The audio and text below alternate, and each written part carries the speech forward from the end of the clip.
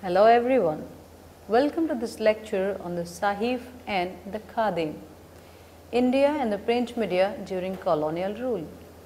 This lecture is part of your paper on news and society. The role of the process of construction of social, political and economic reality, print media plus press holds a significant place in the history of sociology, history, political science, economics and communication. Emerging print media during the medieval played a limited role in either eulogizing the rule of the monarch, on dispensing information regarding king's orders, proclamations, rules, prices of goods, tariffs, taxes, etc.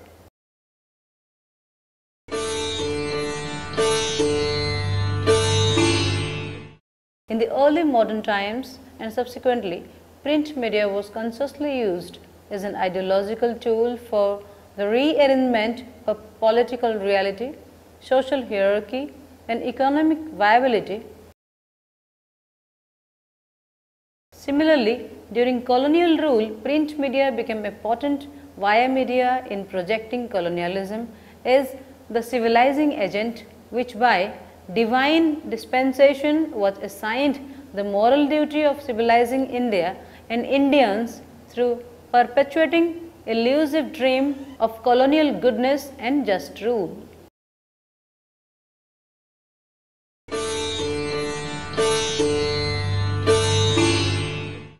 Throughout the latter half of 18th century and early 20th century, this policy was implanted with great zeal and determination, taking recourse to ideological defense for colonialism, be it conservatism, Orientalism, liberal utilitarianism or evangelicalism. During the colonial rule, the focus of the colonial state was to project the fact that this delaying civilization would change and modernize only through British governance. This image of British rule bringing modern civilization to India was powerfully emphasized in the numerous English newspapers brought out by the colonial state agencies such as the Times of India, Bombay Gazette, Bombay Times, etc.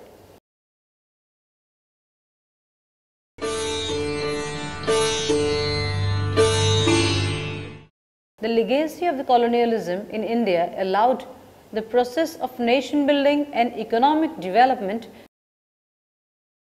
to take shape within the overreaching influence of the Western tradition of social, economic, cultural, legal and political and media institutions introduced by colonialism, which historically superimposed itself on the indigenous civilization. According to K.M. Panikkar, the inheritance that India has stepped into is only partly Hindu and Indian. The inheritance from the West is not less important in many fields.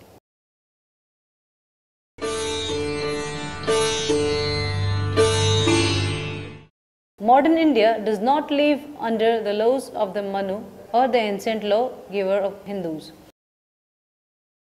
Its mental background and equipment, though largely influenced by the persistence of Indian tradition, have been molded into their present shape by over 100 years of Western education extending practically across every field of mental activity.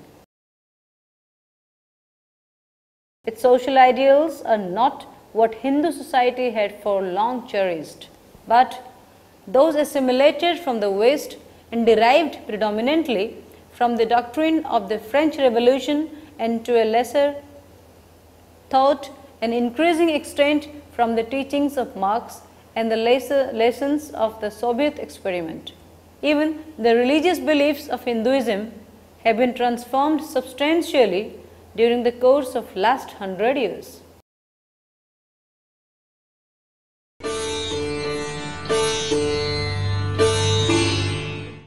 In fact, it will be no exaggeration to say that the new Indian state represents traditions, ideals and principles which are the result of an effective but imperfect synthesis between the East and the West. Change in India, Crisis and Resiliency, 1993.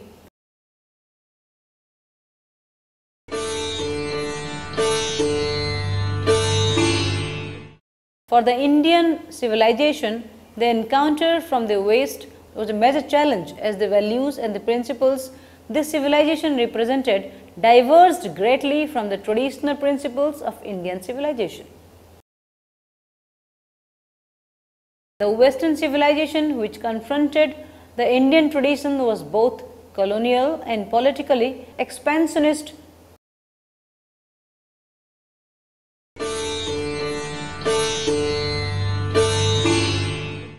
It culturally represented a very strong counterforce to India ethics and normative order.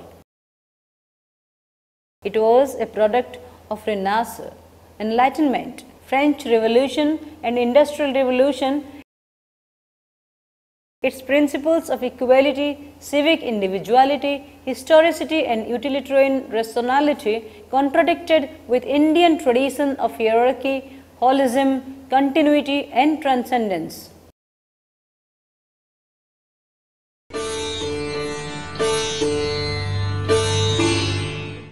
The colonialists claimed that there had not been any clash between the ancient culture of India and the alien culture imported from the West. There had not been any violent conflicts of ideas or methods, no forcible replacement of one social system by another.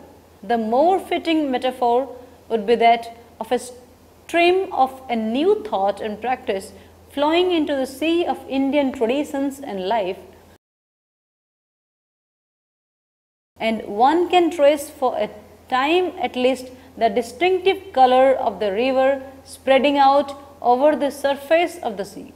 But as one often has causes to reflect in India, how little can one tell of its influence in the ocean depth beneath. However, in reality, the colonial state was using education, law, governance and press as channels for communicating and establishing apparently their ideology of democracy, liberalism, equality and social justice, so that they could colonialize the economically viable parts of the world. The nature of society in England influenced the personal character of Englishmen and conditioned the way Englishmen who came to India viewed it.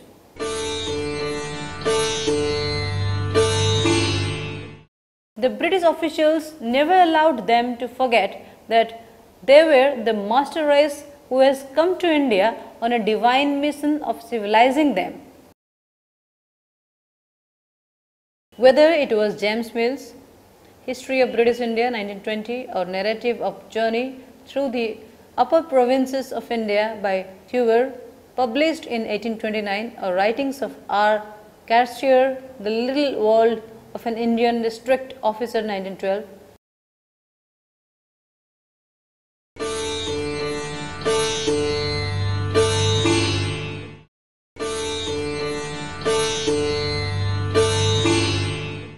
Valentine Carroll, Indian Unrest Carroll's Grant's Observations on the State of Society among the Asiatic subjects of Great Britain, particularly with respect to morals and on the means of improving it.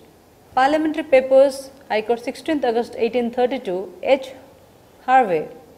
H. Harvey's The Europeans in India, W. W. Hunter's Indian Mussalman, Are They Bound in Conscience to Rebel Against the Queen? 1872, and Life of the Earl of Mayo, 2 volumes, 1876.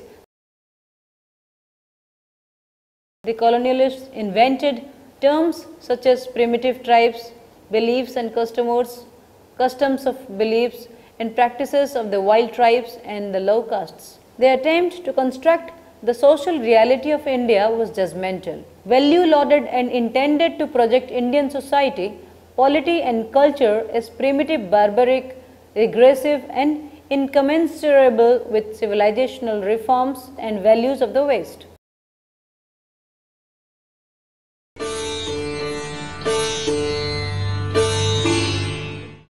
throughout the period when British ruled over India and whatever ideological influence dominated the minds of the ruler at the particular period, be it Orientalists, conservative, liberalists or evangelical, the men who came to India were inbred with the idea and desire to rule rather than reform, protect British management rather than Indian hopes.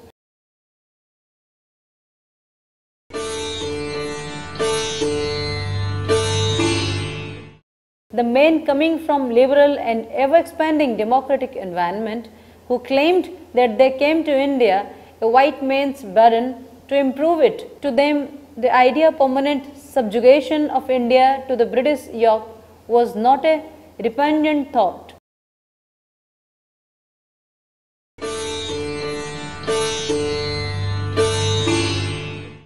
India was a prize to European traders and adventurers.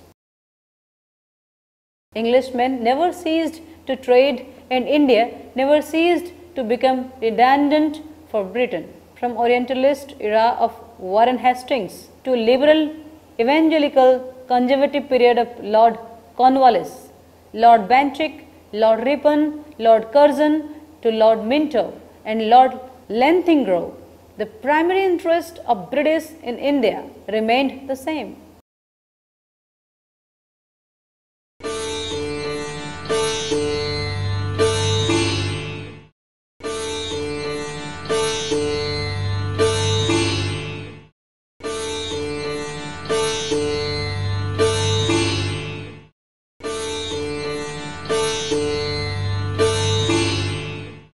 To different British administrators under different ideological and cultural influences, India appeared different consequences. If Lord Hastings helped in the establishment of the Asiatic Society, Lord Bentinck during 1828 to 1835 initiated the phase of reform and reconstruction of the Indian society.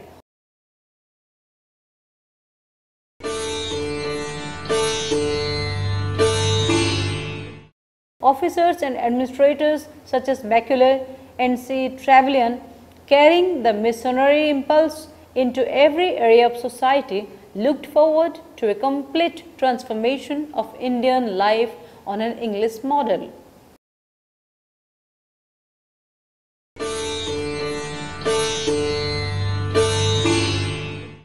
To scholar administrators such as James Mill, India gave an opportunity to put into practice the ideological template which England denied them.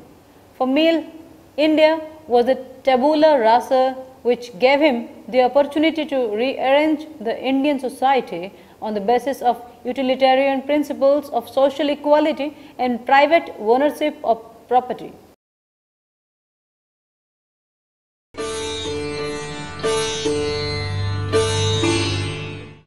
India excited James Mill, Bentham Bishop Huber and John Stuart Mill. In their eyes, India needed conversion and laws. But India was also hope to reactionaries who were reluctant to see themselves being replaced by Indians.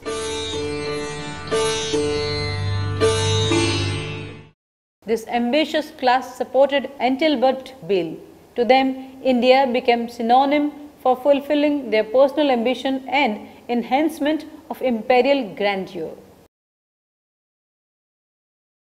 From the days of the company, Bahadur, there always existed an uneasy relationship between the company and London. This uneasiness emanated from the anxiety that the policy of the company may convert the reality of permanence in India into an illusion. And therefore, to keep up the pretense of introducing a just and moral governance, from time to time, pretense in the name of reforms such as Parliamentary Reform of 1909, Montague-Chelmsford Reform 1919, introducing diarchy in 1919 and Government Act of 1935 were introduced. But they were kept by implementing acts such as Press Act of 1910, Arms Act of 1919 and Anti-Albert Bill protests.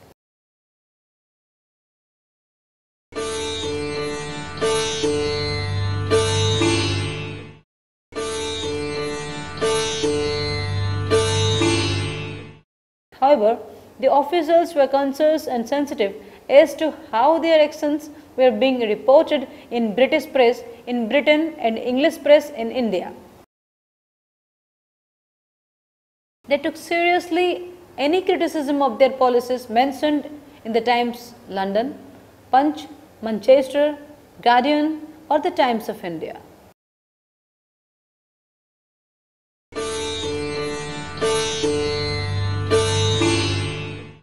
Take for example, in response to the Times criticism regarding the measures taken against the freedom of press, Morley's response was, if men write seditious articles, they will be punished. Be sure, why don't you look at the Indian problem as a whole? Here, I striving might and men to introduce reforms in the giant system of bureaucracies with immense force against us, and here I am quibbled at and quarrelled with because I punish wrongdoers. You people have never judged the magnitude of the case.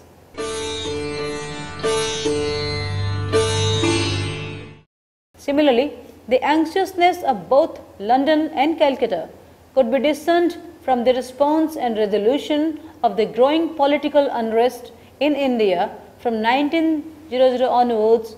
Lord Minto's strong sanction in controlling the political unrest during 1907 to 1908 received unwilling support from the section of State Lord Morley.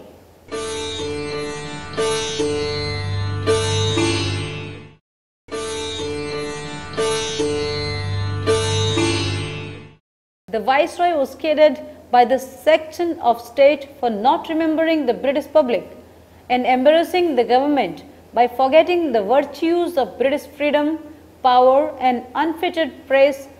Minto's response to allegation was that he did not disregard British opinion, but he had to keep the welfare of India as his first priority, although the method adopted to attain that was not in accordance with British view.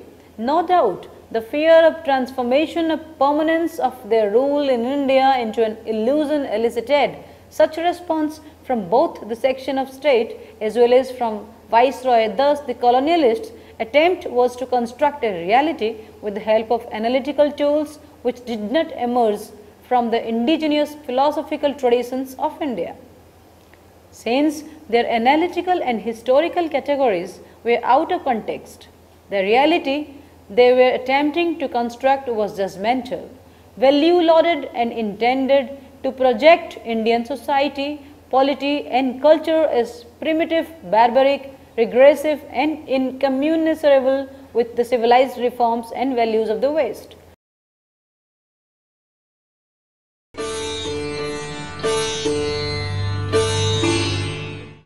To achieve this, they made use of the educational and administrative system. They introduced missionary activities, press, journals, newspapers, tabloids, documentaries, reports of British ethnographers, anthropologists, sociologists, historians, literatures and various reports, diaries maintained by the government officials.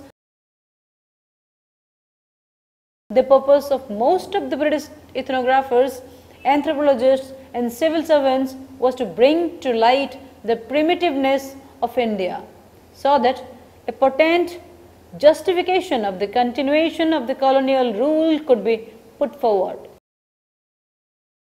expanded and conveyed to the liberals in Britain during 19th and early 20th centuries, when Industrial Revolution was pushing ahead with all its might and glory, and when ideologically mercantilists gave way to utilitarian liberals and evangelical conservatives who were finding it difficult to justify Britain's continued relationship with imperialism and colonialism under the new ideological shift in England.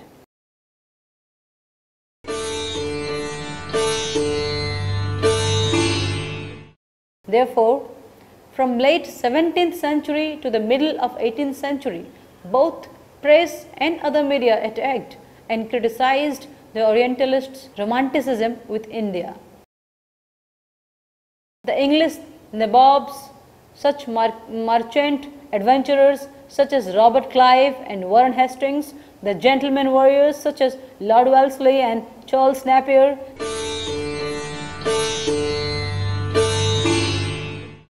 No doubt they conquered India for the profit and national advantages of Britain. They at this time despised India, but the shift in ideology and perspective that was taking place in England created an anxiety is losing India if the company continued to carry out its affairs based on military expediencies and corrupt moral behavior, leading to unleashing of surfeit of attack on the activities of the company and its officials through press such as London Times, Punch, etc.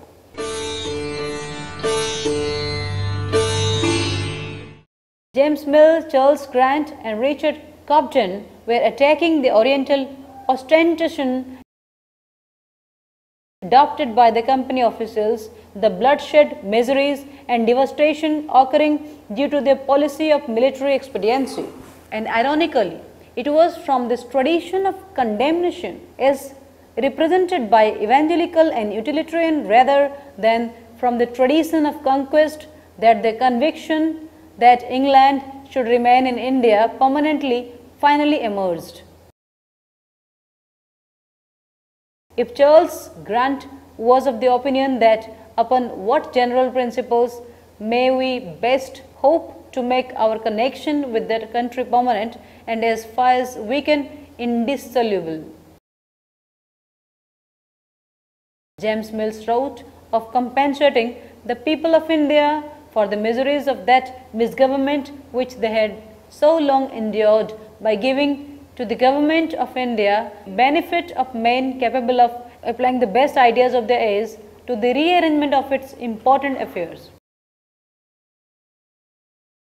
Now, the impression of India as a rich and highly developed civilization was being replaced by one which portrayed India as existing in the grossest sort of degradation. In one stroke, Charles Grant dismissed the philosophies of the French Enlightenment, polemicists such as Burke, Oriental scholars such as William Jones and nabobs such as Hastings, some modern philosophers whose aim has been to subvert together with revealed religion all ideas of the moral government of the deity and of man's responsibility to him, have exalted the natives of the East and of the pagan regions into models of goodness and innocence.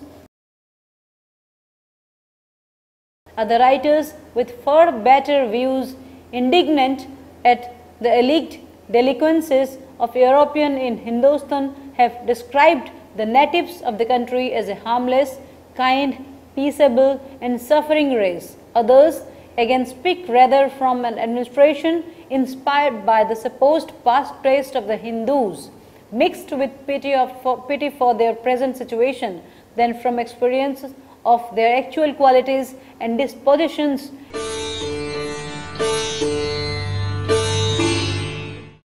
And there may be others still who have not had much personal experience of the evils resulting from this state of society among the Hindus, but being pleased with their obsequiousness and easily acquiescing in the licentiousness prevalent among them, have been willingly to treat their character and proceedings with indulgence.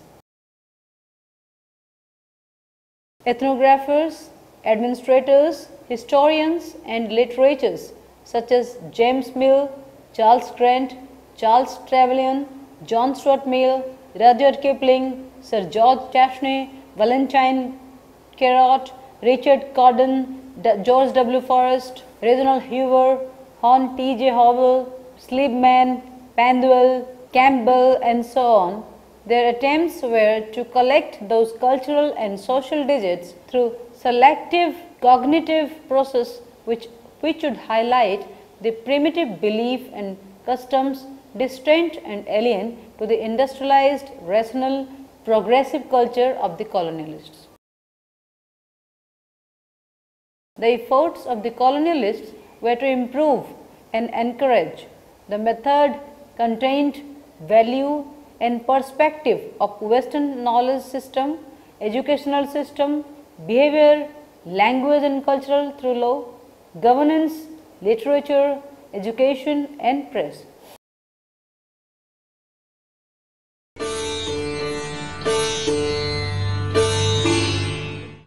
They wanted to perpetuate colonial political economy through hegemonic conquering of the subjects' minds. And if once achieved, it would bring about in superiors, it would be equity and moderation, courtesy and affability, benignity and condescension, in inferiors, sincerity and fidelity, respect and diligence, in princes, justice, gentleness and solitude for the welfare of the subjects, in subjects, loyalty, submission, obedience, quietness, peace, patience and cheerfulness. Grant observations on the state of society among the Asiatic subjects of Great Britain, particularly with respect to morals and on the means of improving it. James Mill's voluminous work on India, History of British India, set the trend of how India would be perceived by the future servants of imperialism. But it gave rise to elements of anxiety amongst few like H. Wilson, Mill's editor, on the deleterious impact on the relationship between the master race and the subject.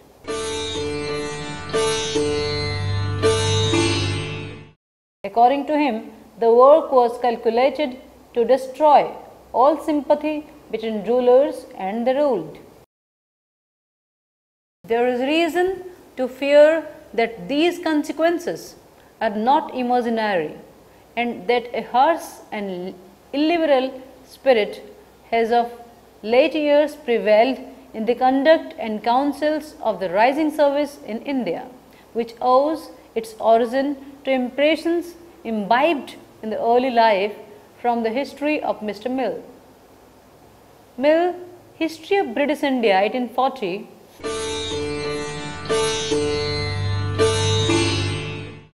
The terror of print media, be it official reports, literature or English press during the colonial rule, perpetuated and strengthened the ideological framework that there was not only need for reform in India, but need for specialists to govern for India. It also emphasized the fact that there was no incongruity in the fact that the government was not by Indians. It also supported the need for continuing presence in India of British administration specialists.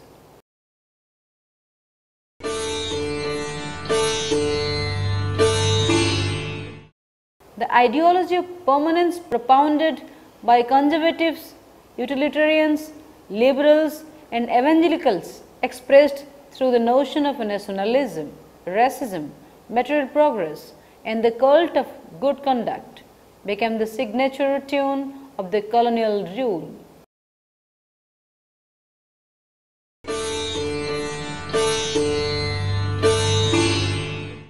We hold India then by being in reality as in reputation a superior race to the Asiatic, and if this natural superiority did not exist, we should not and could not retain the country for 1 week. If then we really are a morally superior race, governed by higher motives and possessing higher attributes than the Asiatics, the more the natives of India are able to understand us, and the more we improve their capacity for so understanding the farmer will become our power. Away then with the assumption of equality, and let us accept our true position of a dominant race so placed let us establish our rule by setting them a high example, by making them feel the value of truth and honesty, and by raising their moral and intellectual powers. To the British audience or metropolis, the unprepared mind, whether Hindu or Muslim, developed under Asiatic conditions, cannot be in sympathy more or less, intellectually or morally, with the Christianized European mind. Rule in India, London 1857.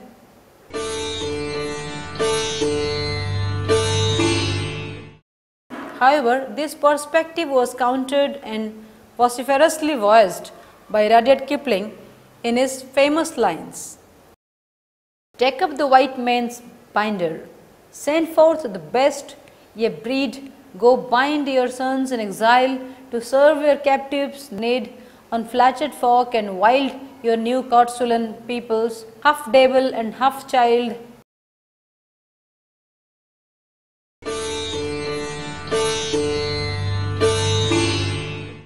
In the writings of Macaulay, Geo-Travelin Englishman was portrayed as the manifestation of dominant masculinity, physically strong, fond of vigorous sports, and capable of vast amounts of work.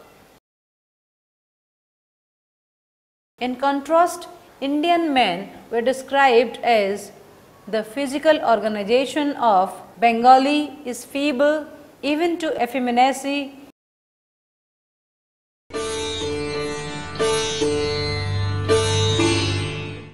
He lives in a constant vapor bath, his pursuits are sedentary, his limbs are delicate, his movements are languid. What the horns are to the buffalo, what the paw is to the tiger, what the sting is to the bee, what beauty according to the old song is to woman, deceit is to Bengali. James Mill defined Indians as effeminacy, listless apathy and corporeal weakness, and linked it to the fact that the love or repose reigns in India. It is more happy to sleep than to be awake, but the happiest of all is death. Thus, the colonialists were using the force of print media in perpetuating the importance of the permanency of their rule in India for India. They also outlined deleterious impact resulting from any conformity with indigenous customs and cultural traditions, making British effeminate like the Indians.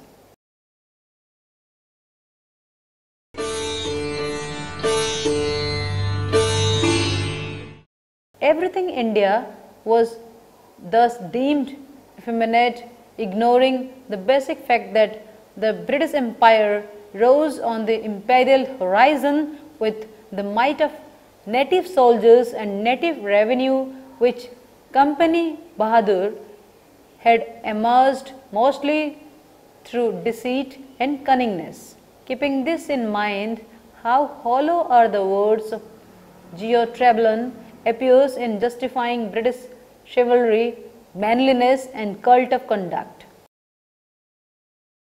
It has generally been found that a manly valiant race has imposed its yoke upon an effeminate and unwarlike people, in course of time degenerate and become slothful and luxurious. The earliest settlers were indolent, dissipated, grasping, almost Orientals in their way of life and almost heathens in the matter of religion. But each generation of their successors is more simple, more handy, more Christian than the last. Colonialism as a system thus intended to destroy the indigenous cultural values and norms. Its attempt was to create a group of people alienated from the indigenous cultural and intellectual traditions, whom Macaulay called the interpreters between us and the millions we governed. And the intended result of the system, according to Macaulay, was the creation of a class of persons, Indians in blood and color, but English in taste and opinion, in morals and intellect. The Victorians were sober, undemonstrative, unaesthetic, convinced that art should be morally improving and censorious of that which was not. Indians were depicted as sensuous, extravagant, and delighted by the immorality in art. To the Victorian family and country were sacred. The Bengali would see his country overrun, his house laid in ashes, his children murdered or dishonored without having the spirit to strike one blow. The Victorian was frugal and unostentatious in externals, and though in India he lived on a scale which was lavish by English standards, he was still usually intent on saving a large portion of his income for remittance home. Thank you.